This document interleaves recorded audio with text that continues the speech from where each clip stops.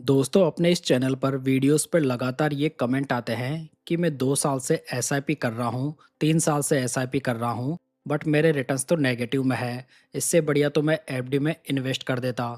तो दोस्तों मैं इन सब इन्वेस्टर्स को यही कहना चाहूँगा कि इक्विटी मार्केट में जब आपका इन्वेस्टमेंट होराइजन कम से कम 5 से 7 साल का हो तो आपको यहाँ पर नहीं आना चाहिए। जो इक्विटी मार्केट है वो कभी भी लीनियर रिटर्न्स नहीं देता। ये किसी साल में हो सकता है कि 20 से 40% गिर भी जाए, तो हो सकता है कि किसी साल ये 50 से 60% के रिटर्न्स भी निकाल कर दे दे। तो यहाँ पर एवरेज आउट होकर हमें लॉन्ग टर्म में 12 से 13% के एवरेज रिटर्न्स मिल सकते हैं।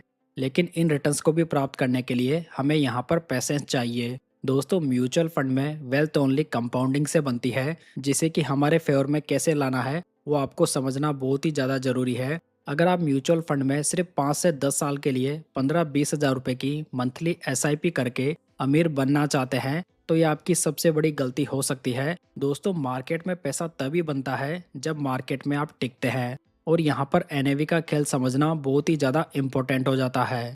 दोस्तों म्यूचुअल फंड में एनएवी रिटर्न्स बनाने के लिए कैसे काम करती है, इसे समझने के लिए हम एक एग्जाम्पल देखते हैं जहाँ पर दो दोस्त हैं, अजय एंड विजय।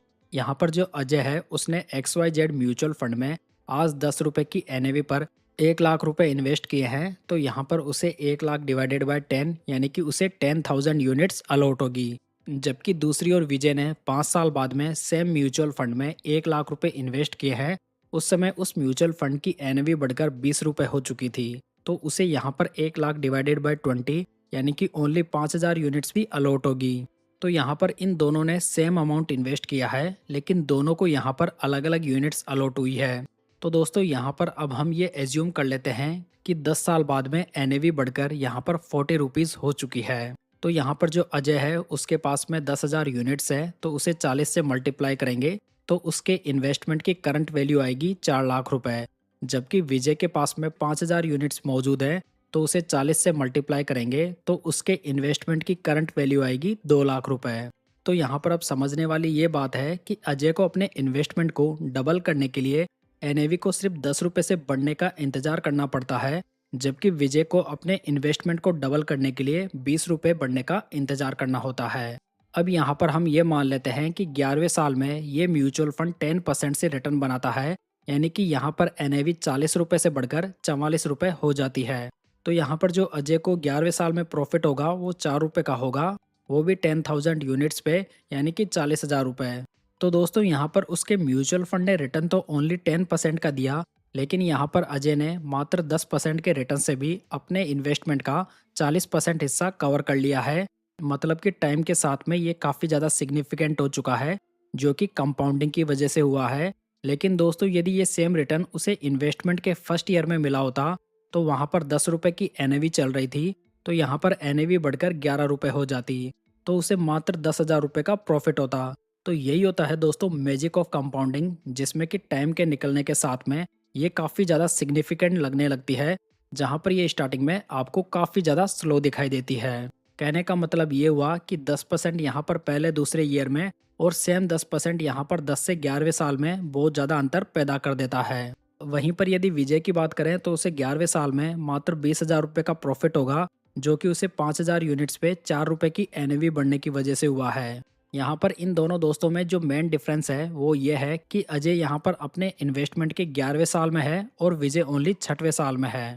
चलिए दोस्तों इस एनएवी के मैजिक को एक रियल म्यूचुअल फंड के एग्जाम्पल से देखते हैं। आपने Nippon India growth mid cap fund का नाम तो सुना ही होगा, जो कि 1995 में मात्र 10 रुपए की एनएवी के साथ में लॉन्च हुआ था। अगर इस म्यूचुअल फंड में उस समय 10,000 की मंथली एसआईपी स्टार्ट की गई होती तो आज यहाँ पर 30 साल के बाद में हमारा टोटल इन्वेस्टमेंट 36 लाख रुपए हो गया होता, जिसकी की मैच्योरिटी वैल्यू आज की डेट में 25 करोड़ 42 लाख 36,250 रुपए होती। अगर दोस्तों आप यदि इस चार्ट में देखेंगे तो 2020 में इसकी करंट वैल्यू लगभग 6 से 7 करोड़ रुपए थी, जो कि आने वाले 5-6 साल में ही 25 करोड़ रुपए को क्रॉस कर गई है। तो यहाँ पर अब हम इस एनएवी का मैजिक समझते हैं। जहाँ पर हमने फर्स्ट मंथ में यहाँ पर 10,000 इन्वेस्ट किए थे वो एसआईपी के माध्यम से, तो यहाँ पर 10 रुपए की एनएवी पर हमें 1,000 यूनिट्स अलॉट हुई थी। अब यहाँ पर हम ये एज्यूम कर लेते हैं कि सेकेंड मंथ में यहाँ पर एनएवी बढ़कर 10.50 रुपीज़ हो गई, यानी कि 10.5 रुपये। तो यहाँ पर जो हमने दूसरे मंथ में एसआईपी करी वहाँ पर हमें 952 यूनिट्स अलॉट हुई। दोस्तों प्रेजेंट टाइम में यदि Nippon India growth mid cap fund के रेगुलर प्लान की एनएवी को देखेंगे तो ये 4,500 रुपये है।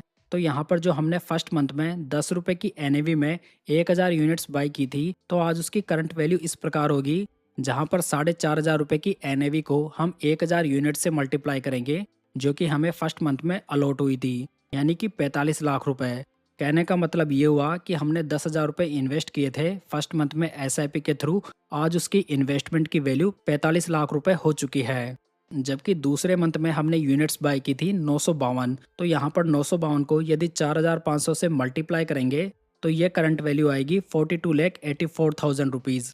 तो दोस्तों यहाँ पर समझने वाली ये बात है कि जो सबसे ज़्यादा पुरानी यूनिट्स होगी वो हमारे लिए बेस का काम करती है और इन्हें एक्चुअल में कमाने के लिए सबसे ज़्यादा टाइम भी मिल रहा है। अगर इसे समझने के लिए हम ये एज्यूम करें कि फर्स्ट ईयर में हमें 10% का रिटर्न मिल रहा है, यानी कि 1995 में, तो यहाँ पर एनएवी बढ़कर ओनली 11 रुपये होती। लेकिन आज की डेट में यदि प्रेजेंट एनएवी पर 10% का रिटर्न मिलता है तो इनिशियल यूनिट्स को सीधे 450 रुपये का फ़ायदा होता है।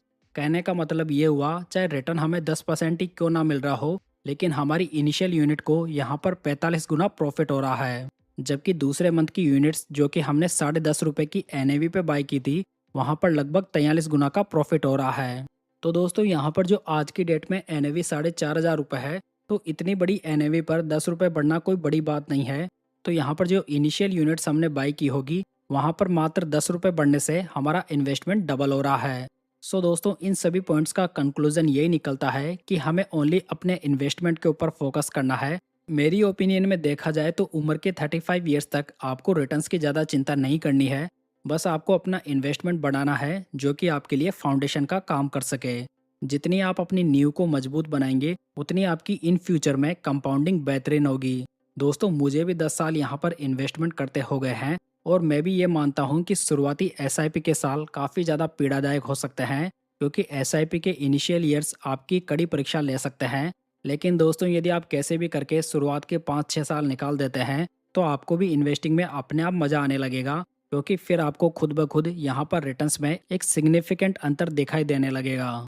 दोस्तों यदि आप म्यूचुअल फंड्स में मास्टर बनना चाहते हैं और म्यूचुअल फंड के सभी कॉन्सेप्ट को बहुत ही आसान भाषा में सीखना और समझना चाहते हैं, तो इसके लिए मैंने म्यूचुअल फंड की एक बहुत ही बढ़िया मास्टर ई बुक तैयार की है, जिसमें कि मैंने म्यूचुअल फंड के सभी कॉन्सेप्ट को बहुत ही आसान भाषा में समझाया है। तो यदि आप इसमें इंटरेस्टेड हैं तो आप इसे डिस्क्रिप्शन बॉक्स या पिन कमेंट से डाउनलोड कर सकते हैं। तो दोस्तों ये थी आज की कंपाउंडिंग की जानकारी। उम्मीद है कि आपको ये पसंद आई होगी। वीडियो अच्छा लगा हो तो इसे लाइक, कमेंट एंड शेयर जरूर कीजिएगा। साथ ही पूंजी गाइड यूट्यूब चैनल को सब्सक्राइब जरूर कर लीजिएगा। तो चलिए दोस्तों फिर मिलते हैं किसी नई इन्फॉर्मेशन के साथ।